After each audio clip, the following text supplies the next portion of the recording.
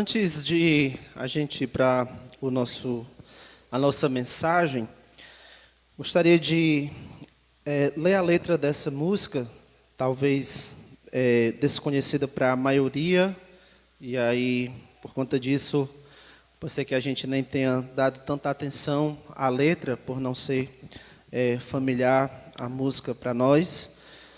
Então, eu gostaria de reler aqui a letra para a gente refletir um pouco o que ela diz sobre Jesus Cristo. O tema é o Rei da Glória. O Rei da Glória, o Rei dos Reis, Senhor dos Senhores, soberano Deus, é Jesus, é Jesus, é Jesus. Desceu da glória e homem se fez, varão de dores, servo sofredor, padeceu, sim, Jesus padeceu. E aí, saltando para a terceira estrofe, por isso reina acima dos céus e tem um nome capaz de nos salvar. É Jesus, só Jesus, só Jesus. Virá em breve o Rei dos Reis, vestido de glória, com todo o seu poder, voltará, sim, Jesus, voltará. Vamos abrir nossas Bíblias em Mateus, capítulo 1. Mateus, capítulo 1.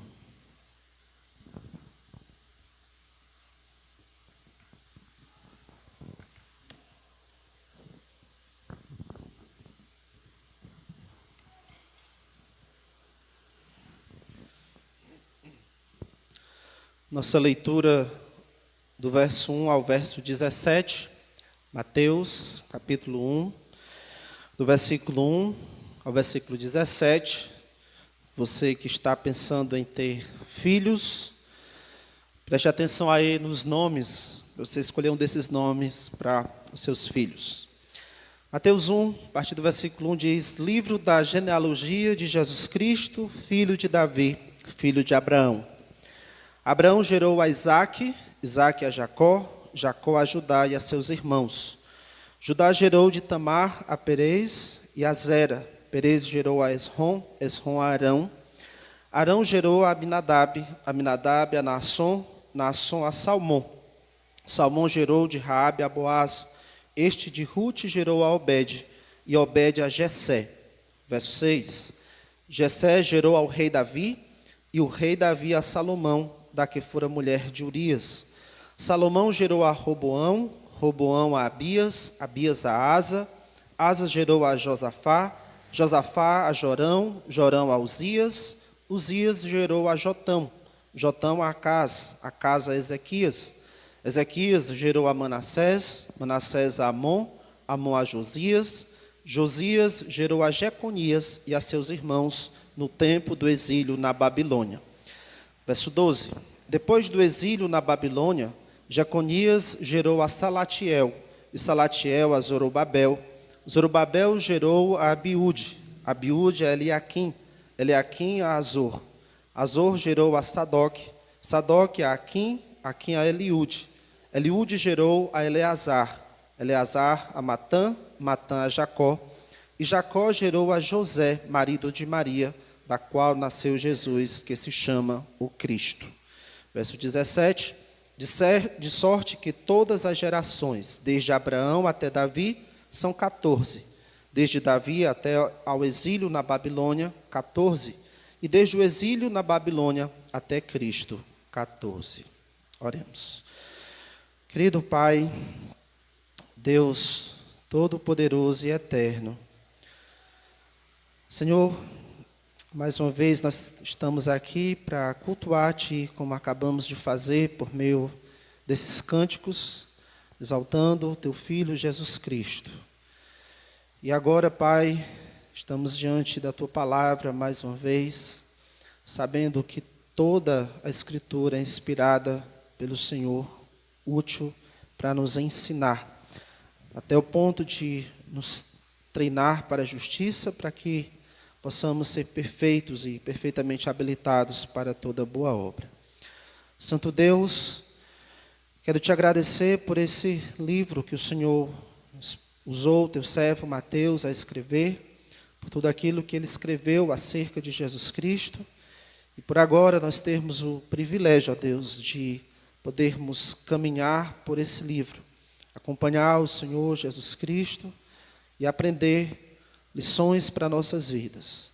E não se trata apenas de aprender lições, mas da Tua palavra falar com autoridade sobre nossas crenças, sobre nossas atitudes, e assim nos fazer, nos transformar, para que possamos realizar a Tua vontade.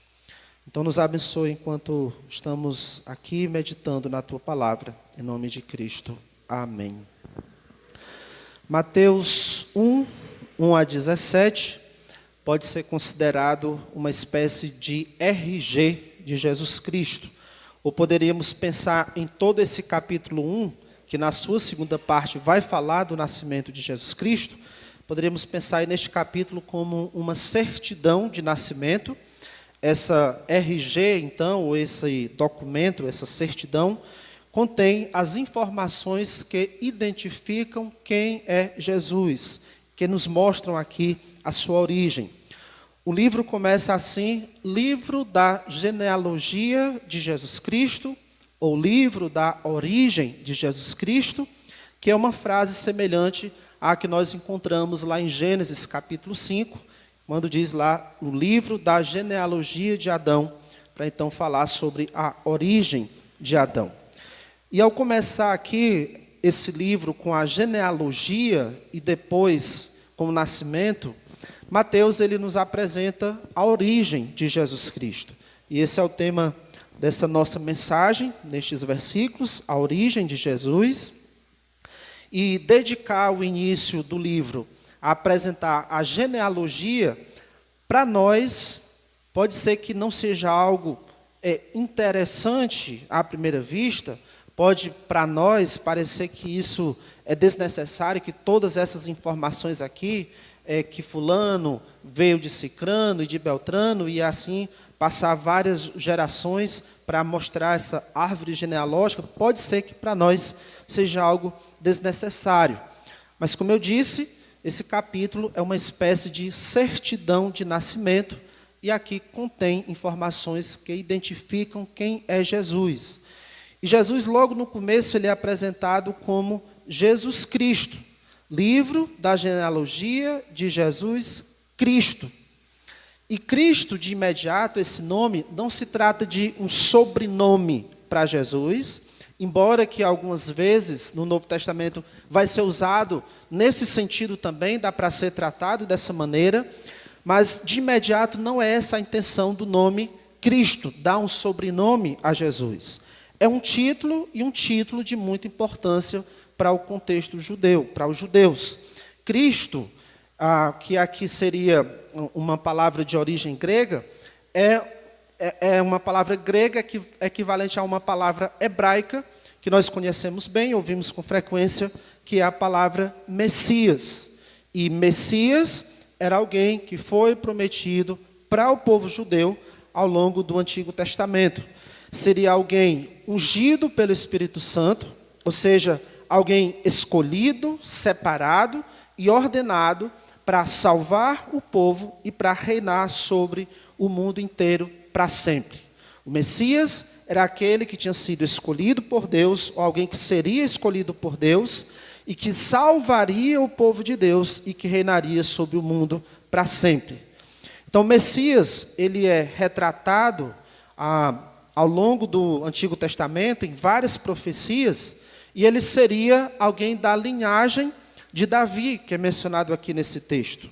Alguém que traria o reino escatológico prometido por Deus ao longo do Antigo Testamento. O Messias prometido seria então um salvador e seria também um rei. Escute Jeremias 23, versículos 5 e 6, diz assim, Jeremias 23, 5 e 6. Eis que vem dias, diz o Senhor, isso aqui foi 6 séculos antes de Jesus Cristo. Eis que vem dias, diz o Senhor, em que levantarei a Davi um renovo justo, e rei que é, reinará e agirá sabiamente, executará o juízo e a justiça na terra. Nos seus dias, Judá será salvo, e Israel habitará seguro. Será este o seu nome com que será chamado Senhor, Justiça Nova. Então, esse renovo de Davi, ou um descendente de Davi, que teria como nome Senhor, Justiça Nossa, ou um nome que significa isso, Senhor, Justiça Nossa, ele iria reinar e ele iria salvar o povo de Deus. E Mateus, ele apresenta Jesus como sendo esta pessoa, este renovo de Davi, esse que veio para reinar e que veio para salvar. No versículo 1, ele diz aí a Jesus Cristo, ele se refere a Jesus como Jesus Cristo, e nos versos 16 e 17, ele vai falar de Jesus como sendo o Cristo. Por exemplo, no verso 16, e a Jacó gerou a José, marido de Maria, da qual nasceu Jesus, que se chama, olha o artigo aí, o Cristo. E lá no final do versículo 17, ele diz, e desde o exílio na Babilônia até, e deveria ter aí o Cristo, até o Cristo, 14 gerações. Ele está identificando que esse Jesus é o Messias prometido ao longo do Antigo Testamento. Agora, não bastava Mateus, na sua empolgação, dizer que Jesus é Jesus Cristo. Não bastava passar a chamar esse homem, Jesus, filho de José, de Jesus Cristo. Quem afirmasse que alguém era o Cristo, tinha que estar certo disso e tinha que ser capaz de provar isso. Quando o assunto era o Cristo, o Messias prometido nas Escrituras, isso envolvia as Escrituras, isso envolvia as promessas de Deus, isso envolvia a fé e a esperança das pessoas. Então, não era um assunto qualquer com que se pudesse brincar, mas um assunto sério. E aqui Mateus, ele busca provar que Jesus é o Cristo, inicialmente mostrando a certidão de nascimento de Jesus. Mateus, ele traça a linha genealógica de Jesus Cristo, mostrando que ele é descendente legítimo de Davi e de Abraão. Mas qual a importância disso? Porque era necessário mostrar que a origem de Jesus remetia a Davi e a Abraão. Qual a importância disso? Mateus qualifica Jesus como o Cristo, por ser filho de Davi, por ser filho de Abraão, mas outros tinham sido filhos de Davi, outros tinham sido filhos de Abraão. Todos esses nomes aqui que nós encontramos entre os versículos 2 a 16, eram filhos de Davi e eram filhos de Abraão. Qual era o diferencial desse Jesus? Nós vamos examinar aqui duas informações sobre a origem de Jesus. A primeira é essa: Jesus é filho de Davi, como ele coloca no versículo 1, livro da genealogia de Jesus Cristo, filho de Davi, Jesus Cristo, filho de Davi. O que significa Jesus Cristo, filho de Davi? Se você conhece as histórias do Antigo Testamento, se você já ouviu as histórias do rei Davi, ou se você fez melhor do que isso e leu o que o Novo Testamento narra sobre a vida de Davi, então quando você lê aqui Jesus Cristo, filho de Davi, isso inevitavelmente leva a sua mente para as histórias do rei Davi, para o Antigo Testamento, para aquilo que é dito sobre ele. E lá no Antigo Testamento, o que nós encontramos lá é que Davi foi o segundo rei de Israel, depois do rei Saul, e ele se tornou uma referência de fidelidade ao Senhor para os outros reis que vieram depois dele. Saul foi um rei que tinha começado até bem, mas depois se desviou, e Deus buscou um rei segundo o seu coração, um homem segundo o seu coração, para ser rei do seu povo. E Davi foi esse homem, e ele passou a ser uma referência, de modo que quando um rei era bom, era dito acerca desse rei que ele andou nos caminhos do rei Davi, que ele fez o que era reto perante o Senhor, como o Davi, seu pai. E para outros é dito que ele não fez o que era reto perante o Senhor, como tinha feito o rei Davi. Então, para esse rei, que se tornou uma referência de fidelidade, Deus fez uma promessa, Deus fez uma aliança com Davi e fez uma promessa a ele. E nós vamos ler isso em 1 Crônicas, capítulo 17. Você pode abrir a sua Bíblia lá, em 1 Crônicas, capítulo 17. E eu vou ler do versículo 1 até o versículo 14. Eu vou ler aqui em uma outra versão, na versão NVT, para a gente já ir pegando com mais clareza o que está sendo dito nesse texto. Livro de 1 Crônicas, capítulo 17.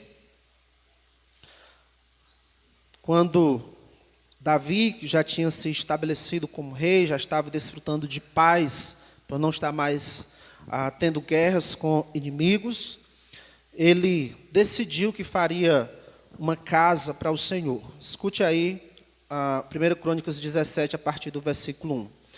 Quando Davi já se havia estabelecido em seu palácio, mandou chamar o profeta Natã.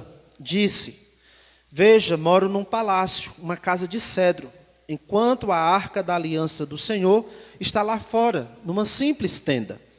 Natã respondeu a Davi: faça o que tem em mente, pois Deus está com o rei. Naquela mesma noite, porém, Deus disse a Natã: vá e diga a meu servo Davi, que assim diz o Senhor: não será você que construirá uma casa para eu habitar. Desde o dia em que tirei os israelitas do Egito até hoje, nunca morei numa casa, sempre acompanhei o povo de um lugar para o outro numa tenda, num tabernáculo. E, no entanto, onde quer que tenha ido com os israelitas, nunca me queixei aos líderes de Israel, aos pastores do meu povo. Nunca lhes perguntei, por que não construíram para mim um palácio, uma casa de cedro? Agora vá e diga ao meu servo Davi, que assim diz o Senhor dos Exércitos: eu o tirei das pastagens onde você cuidava das ovelhas e o escolhi para ser o líder de meu povo Israel. Estive com você por onde andou e destruí todos os seus inimigos diante dos seus olhos. Agora tornarei seu nome tão conhecido quanto o dos homens mais importantes da terra. Providenciarei uma terra para meu povo, Israel, e os plantarei num lugar seguro, onde jamais serão perturbados. Nações perversas não os oprimirão como fizeram no passado, desde o tempo em que nomeei juízes para governar meu povo, Israel. Também derrotarei todos os seus inimigos.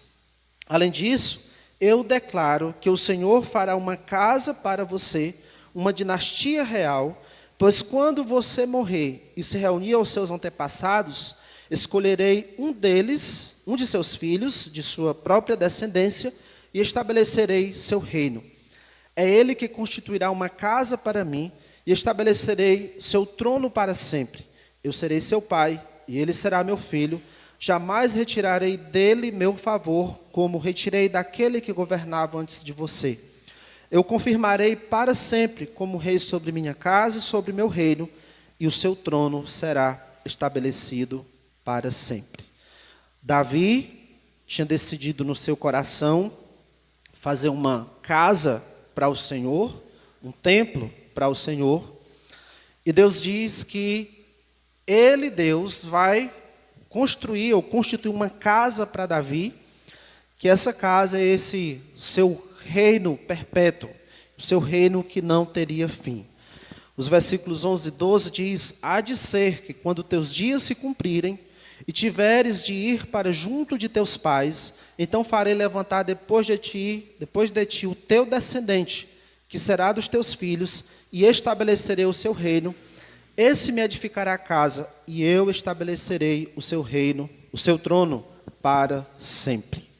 Davi tinha decidido fazer, como eu disse, esse templo para o Senhor, para a arca do Senhor, e Deus fez uma aliança com Davi, prometendo que não ele, mas o seu descendente, não Davi, mas o descendente que viria dele, é que faria uma casa para Deus, e que Deus iria estabelecer o trono desse descendente para sempre. E dessa maneira, por meio desse descendente, a dinastia de Davi seria perpétua. Essa promessa, ela teve um cumprimento imediato em Salomão. De novo, se você conhece lá as histórias do Antigo Testamento, você sabe que Davi preparou todas as coisas para a construção do templo e o rei Salomão, seu filho, fez a construção do templo. Mas há um aspecto nessa promessa de Deus, um aspecto de eternidade, que não se cumpre em Salomão. Deus diz aí, eu estabelecerei, no versículo 12, eu estabelecerei o seu trono para sempre. Salomão foi apenas um cumprimento parcial dessa promessa de Deus. Ainda continuou sendo aguardado esse descendente de Davi, cujo trono seria eterno. E aí, várias vezes, então, no Antigo Testamento, Davi e este descendente que viria, são apresentados como ungidos do Senhor, como Messias, como Cristos. E este ungido, este descendente de Davi, Cristo, Messias, ele reinaria para sempre. No Salmo 18:50 diz, é ele, Deus, quem dá grandes vitórias ao seu rei e usa de benignidade para com seu ungido, com Davi e sua posteridade, ou sua descendência, para sempre. Salmo 89:29, farei durar para sempre a sua descendência, falando também do rei Davi, farei durar para sempre a sua descendência e o seu trono, como os dias do céu. Lá em Isaías 9:7, 6 e 7, versículos mais familiares a nós, diz, porque um menino nos nasceu, um filho se nos deu, o governo está sobre os seus ombros, e o seu nome será maravilhoso conselheiro, Deus forte, Pai da eternidade, príncipe da paz, para que se aumente o seu governo e venha a paz sem fim sobre o trono de Davi e sobre o seu reino, para o estabelecer e o firmar mediante o juízo e a justiça, desde agora e para sempre. O zelo do Senhor dos exércitos fará isso. Então perceba que nessas profecias sobre o reino do Messias, que seria o legítimo herdeiro do trono de Davi, há esse aspecto da eternidade. Algo que não deu para ser cumprido em Salomão. Então, quando no Novo Testamento, lá em Mateus, o texto que estávamos no início, quando lá Mateus apresenta Jesus como o Cristo, o filho de Davi, ele está dizendo que Jesus é esse herdeiro, é esse ungido aguardado, esse Messias aguardado. Jesus não é apenas mais um na linhagem de Davi, esse Jesus não veio apenas fazer número ao lado de Salomão, de Roboão, de Ezequias e outros reis. Ele é o descendente prometido que seria rei eternamente. Depois do nascimento de Jesus, quando os magos chegaram a Jerusalém, a pergunta deles era, onde está o recém-nascido rei dos judeus? Agora, vamos pensar um pouco. A gente está um pouco familiarizado com essa história do nascimento de Jesus Cristo, que ele é o rei da terra, que ele é o rei da paz, por tudo aquilo que a gente costuma ouvir no período natalino. Mas é bom a gente perceber aqui que Mateus, ele está apresentando o filho de Davi, dizendo que esse Jesus é o filho de Davi, o rei messiânico, e ele está dizendo isso a um povo que há mais de 5 séculos não é independente. Há um povo que há mais de 5 séculos não tem um rei próprio. Durante todo o tempo que Israel existiu como nação, em torno de 4 séculos, eles foram governados por uma monarquia. Eles tinham um rei governando sobre si. Mas agora, nesse período aqui da história do 1º século, aqui narrado em Mateus, eles estão há muito mais tempo do que isso, sem um rei. Há mais de 5 séculos, esse povo não é independente. Esse povo judeu, Israel do 1º século, é um povo que só vem passando de mão em mão. Eles já foram dominados, nesse período aqui, já tinham sido dominados pelos babilônios, pelos medo-persas, pelos gregos, e agora eles estavam debaixo do Império Romano. É um povo que há séculos não é livre, não sabe o que é ter um rei que os ame, que se importe com eles. E Mateus está escrevendo para esse povo aí, para uma geração que poderia muito bem desacreditar de tal promessa de um rei glorioso. E até porque o rei, o Messias, que Mateus está apresentando aqui, é um pobre carpinteiro. O que esse pobre carpinteiro poderia fazer por nós? Nós, porém, já conhecemos a história da vida de Jesus e podemos dizer que Deus não necessariamente satisfaz as nossas expectativas quando e como gostaríamos. Certamente, esse rei, o Messias, não veio como a maioria dos judeus aguardavam. Ele não se apresentou de uma maneira gloriosa, como se imaginava o povo judeu. No entanto, apesar de Deus não vir satisfazendo essas expectativas, Deus é sempre fiel em cumprir as suas promessas. E Ele vai cumpri-las no momento que Ele julgar necessário e do modo que Ele julgar necessário. Nada impede que Deus cumpra as suas promessas. O povo tinha experimentado por 70 anos o exílio na Babilônia, e desde esse período eles não sabem o que é independência, há quase 6 séculos.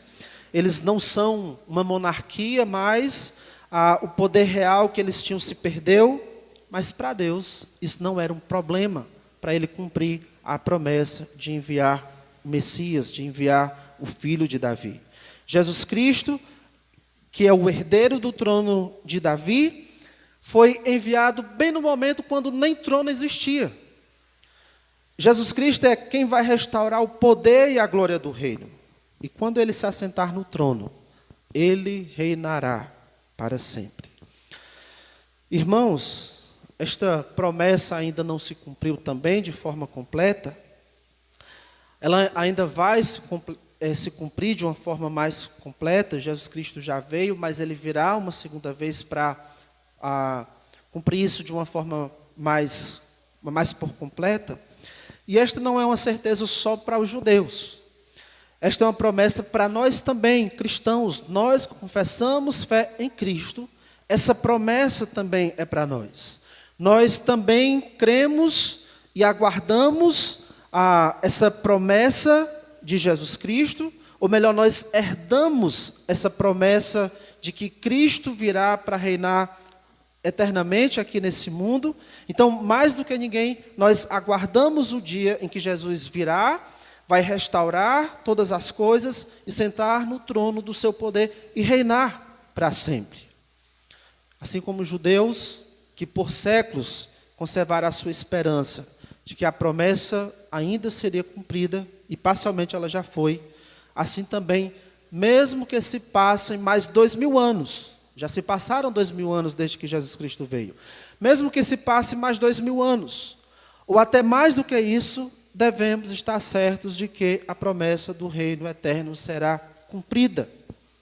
Deus cumprirá de modo completo a promessa feita a Davi. E nós teremos o privilégio de desfrutar dessa promessa também, do cumprimento dessa promessa, porque também estamos em Cristo. Então, a primeira informação aí acerca de Jesus Cristo é que Ele é filho de Davi. A segunda informação é que Ele é filho de Abraão. Filho de Davi, filho de Abraão. Mateus, ele apresenta, a partir do versículo 2, a genealogia de Abraão até Davi, depois de Davi até o exílio na Babilônia, e do exílio na Babilônia até Jesus Cristo. E logo no início aí ele faz questão de mostrar que Jesus Cristo é também filho de Abraão. E Jesus é filho de Abraão não só por ser parte da descendência de Abraão, como todos esses outros nomes aqui, mas é porque ele também, em relação a Abraão, é o descendente que tantas vezes foi prometido. Lá em Gênesis 12:7, Deus tinha dito a Abraão: darei à tua descendência esta terra. Em Gênesis 13:15, ele vai dizer de novo a Abraão: toda essa terra que vês, que era a terra de Canaã, onde Abraão estava peregrinando, toda esta terra que vês, eu a darei a ti e à tua descendência, para sempre. Lá em Gênesis 17:7, ele diz de novo a Abraão: estabelecerei a minha aliança entre mim e ti e a tua descendência. Acho que esses versículos já estão assim bem frescos na mente dos irmãos. Recentemente nós acompanhamos a vida de Abraão e vimos o dilema deste descendente tão aguardado.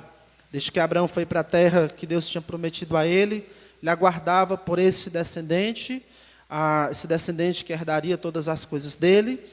E o seu filho Isaque, que nasceu quando Abraão já tinha 100 anos, Isaque é o cumprimento imediato e parcial da promessa de Deus a Abraão. Isaque, na verdade, é uma demonstração do cumprimento final dessa promessa. Deus tinha prometido um descendente para Abraão, e Isaque veio, mas Isaque ele é apenas parte do cumprimento dessa promessa. O descendente prometido a Abraão vai além de Isaque, é maior do que Isaque. Jesus, que está sendo apresentado aqui, é o cumprimento por excelência dessa promessa que Deus fez a Abraão. E embora Abraão tenha recebido Isaque, depois de 25 anos, aguardando ali o cumprimento da promessa, embora ele tendo recebido Isaque, ao que parece o próprio Abraão estava ciente de que Deus se referia a um descendente futuro. Por exemplo, Jesus Cristo disse lá em João 8,56, Abraão, vosso pai, alegrou-se por ver o meu dia, viu e regozijou-se. De acordo com Jesus, Abraão tinha visto o dia de Cristo e ele se alegrou com esse dia. Lá em Hebreus 11:13, quando nos versículos ali que fala dos patriarcas, que fala de Abraão, diz: todos estes morreram na fé, sem ter obtido as promessas, vendo-as porém de longe, saudando-as. Parece que havia sim em Abraão essa compreensão de que o descendente que Deus de fato prometeu, ele viria ainda futuramente. Isaque seria apenas um cumprimento parcial dessa promessa. Então, sobre o descendente de Abraão, há um aspecto da promessa que Deus fez que não consegue ser cumprida em Isaque. Lá em Gênesis 12:3, nas promessas feitas a Abraão, lá diz: em ti serão abençoadas todas as famílias da terra. Em ti serão abençoadas todas as famílias da terra. Gênesis 22:8, nela, na tua descendência, serão benditas todas as nações da terra. Retomando um pouco daquilo que estudamos em Abraão, Gálatas 3:16 diz: ora, as promessas foram feitas a Abraão e ao seu descendente. Isso é Paulo explicando. Não diz e aos descendentes, como se falando de muitos, porém como de um só, e ao teu descendente, e Paulo explica, Gálatas 3:16, que é Cristo. Paulo mostra aqui que quando Deus, por exemplo, disse a Abraão: darei à tua descendência esta terra, e na tua descendência serão benditas todas as nações da terra, essas palavras tinham um cumprimento além de Isaque. Elas se aplicam parcialmente a Isaque, mas o foco principal delas era nesse descendente que viria futuramente, quem? Cristo. Essas promessas são cumpridas de modo completo, na pessoa de Jesus Cristo. As promessas de Deus a Abraão quanto ao seu descendente envolvem Isaque. Isaque participa delas de alguma maneira, mas vai além dele. Se os irmãos podem lembrar, eu tinha explicado quando estudamos sobre Isaque, Abraão e Isaque, que Isaque, na verdade, é um tipo de anticristo. Nas Escrituras, há o que os estudiosos chamam de tipologia, que que se trata de um evento histórico, de algo que é real, ou um evento ou uma pessoa, que de certa maneira simboliza ou antecipa algo que vem ainda no futuro, uma ocorrência posterior. Seria como a sombra de um objeto que está um pouco mais à frente. Você tem aqui uma sombra, que é a projeção de um objeto que está um pouco mais à frente. E por essa sombra você tem um pouco da noção de como é aquele objeto. É mais ou menos assim com respeito a Isaac em relação a Jesus Cristo. Quando dizemos que ele é um tipo de Cristo, estamos dizendo que Isaac é uma pessoa real, que de alguma forma, em alguns aspectos, simboliza Cristo, aponta para Cristo. É como se ele fosse uma sombra, uma projeção de Jesus Cristo. Em muitos detalhes, ele tem muitos contornos que lembra Jesus Cristo. Ele antecipa algo que será visto em Cristo. Ele é a sombra de Cristo, porque assim como Cristo, ele é filho da promessa feita a Abraão. Os dois são filhos de Abraão, os dois são filhos da promessa, mas Jesus é o cumprimento por excelência dessa promessa. Isso significa que as promessas feitas a Abraão e ao seu descendente não tiveram o seu cumprimento total em Isaac. Há coisas ainda para acontecer em relação a esse descendente de Abraão. E essas coisas irão acontecer de forma completa somente em Cristo. Por exemplo, toda a terra prometida à descendência de Abraão, que é o mundo todo, será dado a Cristo. Tanto no seu reino milenar como no reino eterno, Jesus Cristo governará todo mundo, o mundo todo será de Cristo. Em Cristo serão benditas todas as famílias da terra. Essa é uma das promessas. Por quê? Lá em Apocalipse 5:9 diz, acerca de Jesus Cristo, foste morto, e com o teu sangue compraste para Deus os que procedem de toda tribo, língua, povo e nação. Jesus Cristo vai abençoar todas as nações com a sua morte vicária, a sua morte salvífica na cruz, porque com a sua morte, como diz Apocalipse 5:9, ele comprou para Deus pessoas de todas as tribos, de todos os idiomas, de todas as línguas, de todos os povos, de todas as nações. Pessoas de todas as partes do mundo, de todas as etnias, de todas as nações, de todos os povos, serão abençoadas por Jesus Cristo. Dessa maneira, podemos dizer que em Cristo serão benditas todas as nações. No descendente de Abraão serão benditas todas as nações. É através de Cristo que Deus abençoa todas as famílias da terra. Porque é através de Cristo que Deus pode abençoar os povos com a salvação, com o perdão dos seus pecados. E cada um de nós experimentamos dessa bênção, de sermos salvos, de ter os nossos pecados perdoados. Aqueles que já se arrependeram dos seus pecados e creram em Cristo como seu Salvador, já desfruta dessa promessa feita a Abraão, na tua descendência serão benditas todas as nações da terra. O Brasil, a nação Brasil, tem sido abençoada, tem experimentado dessa bênção feita, dessa promessa feita a Abraão. Em Abraão, em Cristo, o Brasil está sendo abençoado. E ainda há promessas que Deus fez a Abraão aguardando cumprimento. E nós, juntamente com Cristo, nos tornamos descendentes de Abraão, nós iremos desfrutar dessas promessas eternamente. Quando Cristo voltar para o cumprimento das últimas promessas, nós estaremos com Ele, juntamente com Ele. Romanos 8,17 diz, também com Ele, com Cristo, seremos glorificados. Essa é uma bênção a ser desfrutado quando Jesus Cristo voltar. Romanos 8:32 diz que Deus nos dará graciosamente com Ele, com o Filho de Abraão, Jesus Cristo, Deus nos dará graciosamente com Ele todas as coisas. 1 Timóteo 2:12 diz, também com Ele reinaremos.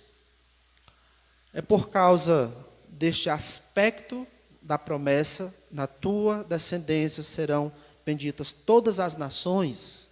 Irmãos, é por causa disso, desse aspecto da promessa acerca do descendente de Abraão, na tua descendência serão abençoadas, serão benditas todas as nações da terra. É por causa disso, escute bem, é por causa disso que nós temos o glorioso dever de fazer discípulo de onde? De todas as nações. Na tua descendência, que é Cristo, serão benditas ou abençoadas todas as nações da terra. E é por causa disso que Jesus Cristo disse aos seus discípulos, ide por todo o mundo e fazei discípulos, ou ide, portanto, fazei discípulos de todas as nações. Ide por todo o mundo e pregai o evangelho a toda criatura. Jesus busca abençoar todas as nações através de nós, os seus servos. A ordem para fazer discípulos foi dada a nós, foi confiada a nós. Ele disse, e sereis, Atos 1:8, e sereis minhas testemunhas até os confins da terra. Por que temos que nos importar em evangelizar pessoas da Joca, pessoas do Ceará, pessoas do Brasil, pessoas de outras nações? Porque Jesus Cristo, Ele está buscando abençoar pessoas de todas as nações, como Deus prometeu a Abraão. E nós que já fomos alcançados, porque alguém de outra nação, alguém dos Estados Unidos, veio aqui, trouxe o Evangelho, nos evangelizou, e assim a nossa região, a nossa nação conheceu o Evangelho. Por causa disso, nós estamos fazendo parte dessa ação de Deus, de buscar alcançar as nações. Nós temos a honrosa tarefa de cooperar com Jesus e abençoar as nações. O filho de Abraão, Jesus Cristo, conta com a nossa disposição e a nossa cooperação para abençoar os povos. E a coisa boa nisso, o que encanta, é que Deus não precisaria de nós, Jesus Cristo não precisaria contar conosco. Ele poderia ter trazido o Evangelho para cá, nós cremos em Cristo, fomos salvos, mas não para por aí. Ele tem repassado para nós também a responsabilidade de, junto com os outros, e em busca desse objetivo do Messias, abençoar todas as nações com a mensagem do Evangelho, para que pela fé outros se tornem filhos de Abraão. 1 Coríntios 3:9, Paulo diz, porque de Deus somos cooperadores. Irmãos, quanto ao evangelismo, você tem cooperado com Deus? Você tem mesmo cooperado com Deus? Quanto você coopera? Não estou me referindo a finanças, mas ao que você tem feito, o que você tem feito, quanto você tem feito, quanto você tem se esforçado para cooperar com Deus, para que outras pessoas se tornem discípulas de Jesus Cristo. Quantos discípulos você já fez para Jesus Cristo? Quantos? Quantas pessoas já foram abençoadas pelo filho de Abraão através de você? Quantas pessoas já ouviram do Evangelho através de você? Nós não temos a capacidade de salvar, isso não cabe a nós. Mas Deus quer salvar pessoas, Ele quer abençoar nações, Ele quer abençoar outros com a salvação por meio da pregação do Evangelho, e essa pregação do Evangelho foi confiada a nós. Então, embora muitos vão rejeitar a nossa pregação, em algum momento pessoas vão crer porque nós estamos pregando o Evangelho, porque nós estamos dando testemunho de Cristo. Então, em algum momento, nós, discípulos de Cristo, é para produzirmos outros discípulos para Cristo.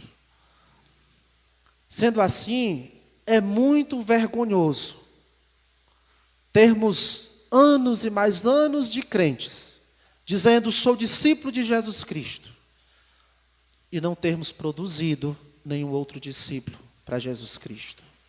É vergonhoso, anos e mais anos, nos apresentarmos como ovelha de Jesus Cristo, e não termos dado luz a nenhuma outra ovelha de Jesus Cristo, pelo simples fato de que não nos importamos em falar de Cristo, em dar testemunho de Cristo. Não nos esforçamos para isso. Como diz aquele cântico, sabemos falar de tudo, do tempo, da política e disso e daquilo, mas nada de Cristo para outras pessoas. Se os demais discípulos de Jesus Cristo fosse igual a você, no que diz respeito a dar testemunho do Evangelho, se os outros discípulos fossem igual a você, quantas pessoas estariam ouvindo de Cristo? Quantas pessoas nos últimos anos teriam confessado fé em Jesus se todos os outros discípulos de Cristo fossem igual a você?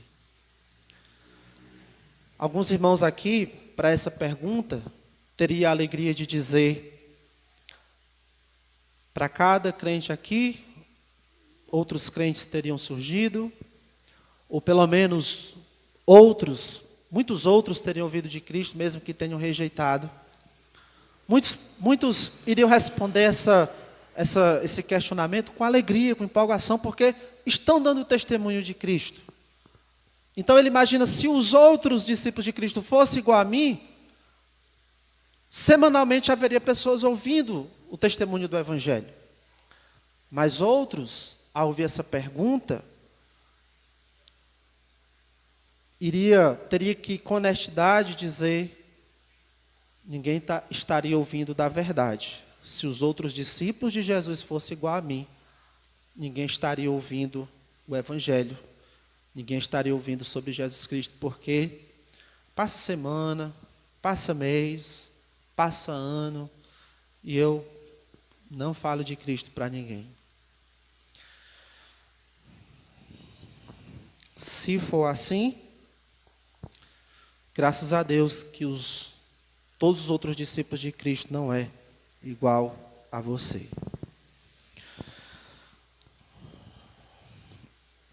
Você evangelizou alguém nessa semana? E nesta semana que estamos iniciando, quem você vai evangelizar?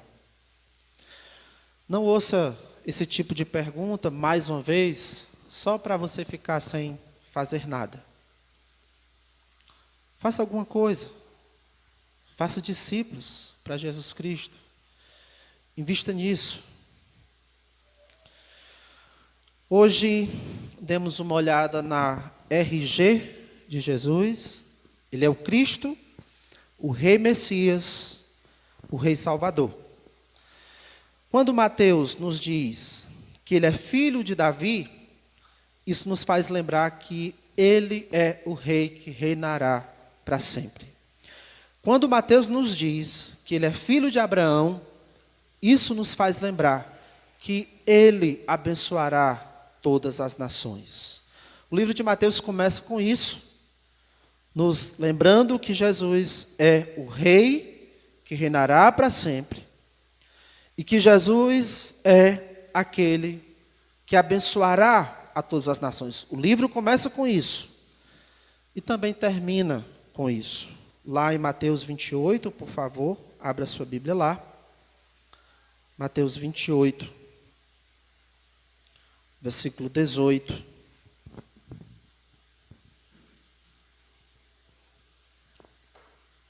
Mateus 28 e 18.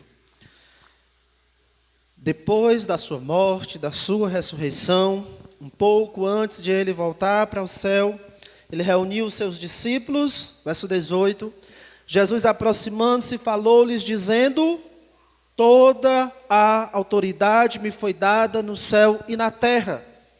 Quem é que pode dizer isso? Toda a autoridade me foi dada no céu e na terra. O filho de Davi. Aquele que reinará para sempre, o rei é que pode dizer isso. Toda a autoridade me foi dada no céu e na terra. E o versículo 19 vai dizer o que é que esse rei quer, o que é que esse rei deseja. O que ele nos ordena manifesta o seu desejo. Ide, portanto, fazei discípulos de todas as nações.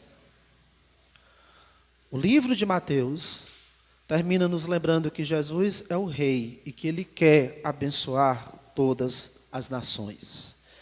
Irmãos, nós temos que obedecer ao nosso rei e fazer discípulos. Nós temos que obedecer ao nosso rei e ser um vaso por meio do qual ele abençoará outros. Vamos orar. Nosso querido Pai, Senhor, trabalha na vida de cada um de nós, Santo Deus. O Senhor já tem nos capacitado, porque nós já somos habitados pelo Teu Espírito. Mas para muitos de nós, Santo Deus, falta o desejo da obediência, falta a coragem para agir contra os nossos medos, receios e vergonha, que não deveríamos ter. Para muitos de nós, falta deixar nos encher do Espírito, porque temos apagado o Espírito com as preocupações desse mundo, com a busca pelo nosso conforto e tantas outras coisas.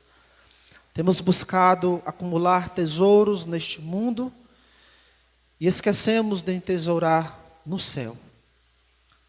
Meu Deus, mexe com o nosso coração, mexe com os nossos ânimos, nos transforma, para que nós possamos, ó Deus, agir segundo os Teus planos, agir segundo os Teus propósitos.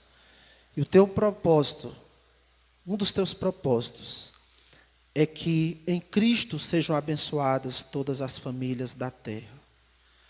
Santo Deus, cada um de nós sozinho não pode alcançar todas as famílias, mas nós podemos alcançar algumas famílias. Nos usa para isso, dispõe o nosso coração para isso, que através de nós mais pessoas conheçam o Evangelho, que através de nós mais homens e mulheres sejam abençoados com o Teu Filho Jesus Cristo, com o arrependimento e com o perdão da salvação. Assim eu te oro, em nome do Senhor Jesus. Amém.